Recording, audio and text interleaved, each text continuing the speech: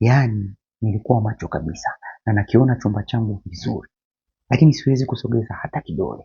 Wengi huita hii hali inamili, kisayansi huitwa sleep paralysis. Mara nyingi inakuwa sio uchawi au kuwa possessed, ni ubongo wako kuamka kabla mwili wako haujaamka. Unajua kuna ile hatua ya pili ya usingizi ambapo ndipo ndoto nyingi hutokea. Hatua hii ubongo huwa active sana, lakini mwili wako huzimwa kwa muda na misuli huwa imelegea kabisa ili usiweze kuigiza ndoto zako kweli. Yaani ukikimbia kwenye ndoto, mwili haukimbii kweli. Sasa tatizo linatokea pale ambapo ubongo umeamka lakini mwili bado umelala. Ndio maana una uwezo wa kukiona chumba chako, kuyasikia mazingira, kujua kabisa uko macho, lakini ushindwe kusogea, kuongea, hata kupiga kelele.